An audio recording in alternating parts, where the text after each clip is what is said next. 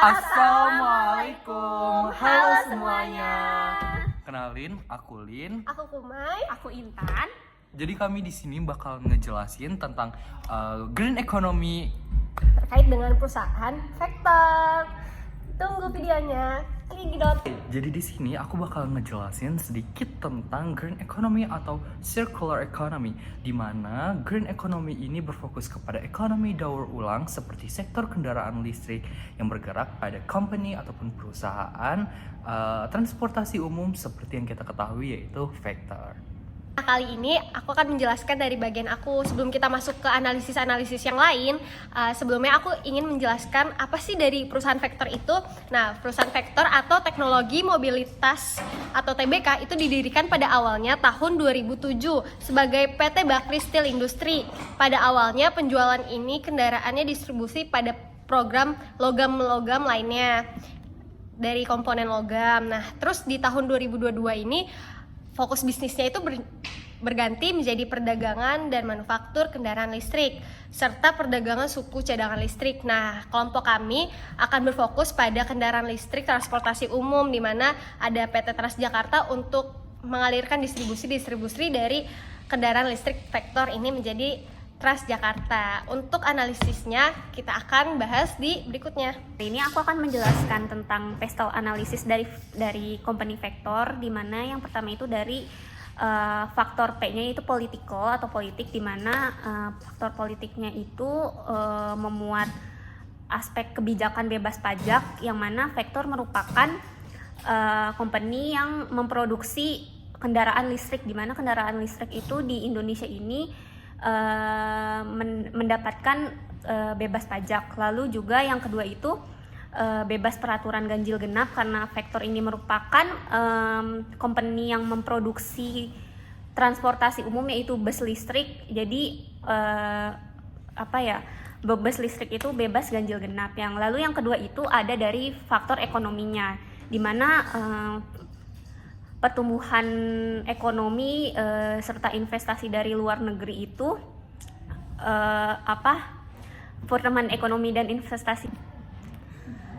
Lalu kalau dari aspek sosialnya ini kita dapat mempengaruhi lifestyle orang-orang, di mana dari yang orang-orang memakai kendaraan yang tadinya kendaraan pribadi beralih menjadi kendaraan listrik atau kendaraan umum listrik yaitu bus listrik. Lalu juga kita dapat menginfluence sustainable terhadap mereka, di mana sustainable ini sekarang menjadi sebuah tren dan orang-orang menjadi FOMO gitu untuk melakukan melakukan hal yang berkaitan dengan sustainable. Salah satunya itu dengan menggunakan transportasi umum yaitu bus listrik gitu. Terus hambatan budayanya itu kita juga dalam sosialnya itu masih ada hambatan budaya, di mana orang-orang masih berpikir naik kendaraan umum itu lebih cepat gitu dan lebih nyaman. Padahal naik transportasi umum itu kita juga dapat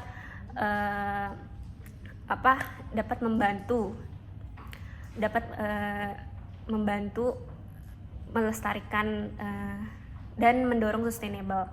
Lalu juga ada fitur career, membuka fitur career, peluang fitur career bagi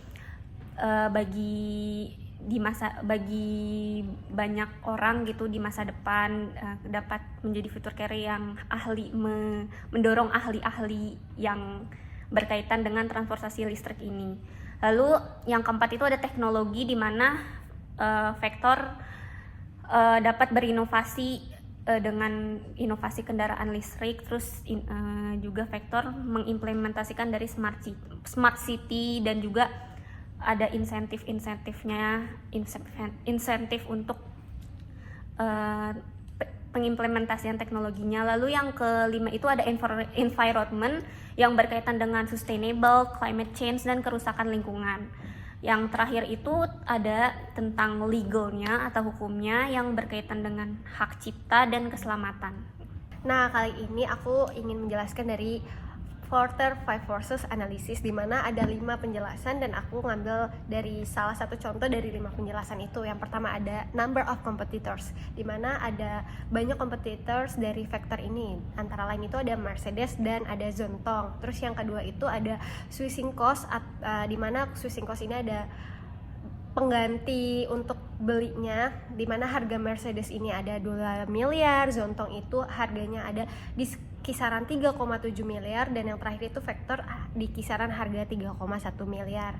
Terus yang ketiga itu ada Focal Company Abilities to Substitute, di mana supplier akan beralih dari bisnis yang lebih efisien dan ramah cost, contohnya itu mobil listrik, ada di Vector. Terus yang keempat ada government policy, di mana kebijakan pemerintah yang mendukung perusahaan terhadap green teknologi atau dari teknologi yang sustainable, keberlanjutan. Terus yang terakhir ada switching cost, di mana harganya itu relatif mirip. Yang seperti sudah aku jelasin tadi, harga Zontong, Mercedes dan Vector itu hampir sama, 11-12. Halo guys, jadi kita di sini akan mengasih contoh pengertian dari competitive matrix analysis, di mana ada 12 pengertian dan kita akan mendeskripsikan satu-satunya. Nah, yang pertama itu ada service of range, kendaraan untuk kenyamanan, ada fitur smart, ada biaya operasionalnya murah. Terus yang kedua itu ada market share, di mana Victor adalah perusahaan industri baru yang tersebar di sektor regional terutama di Indonesia.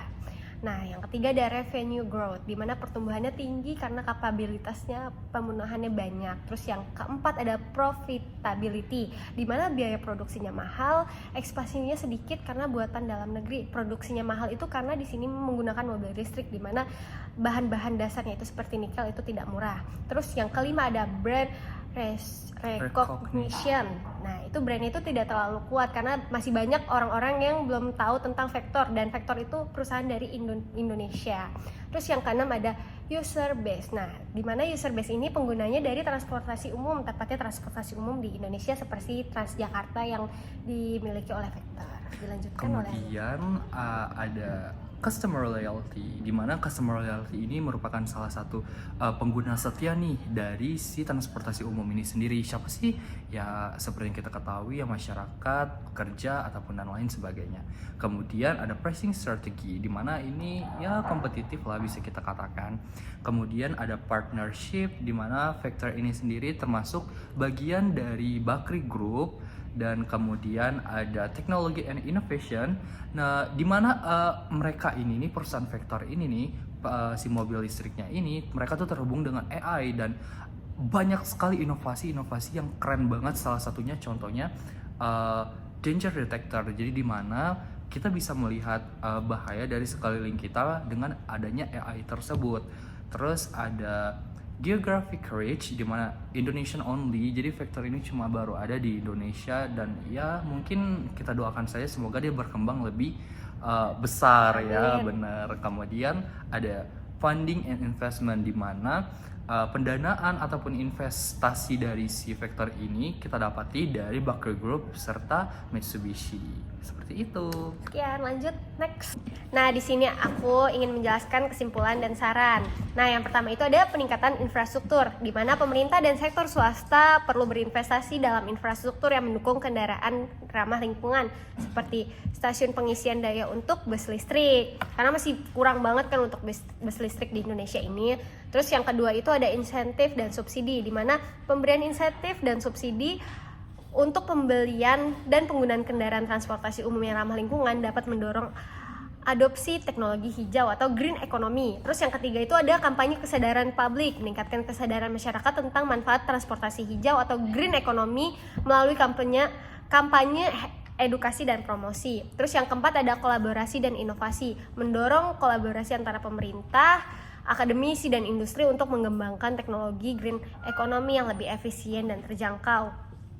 Dan yang terakhir itu ada kebijakan yang konsisten. Pemerintah perlu memastikan kebijakan yang mendukung green economy, konsisten dan keberlanjutan atau sustainable untuk memberikan kepastian bagi investor dan pengguna. Dengan mengimplementasikan strategi-strategi ini, sektor kendaraan umum dapat berkontribusi signifikan terhadap green economy dan keberlanjutan lingkungan. Oke, sekian dari kelompok kami. See you. Bye bye. Thank you.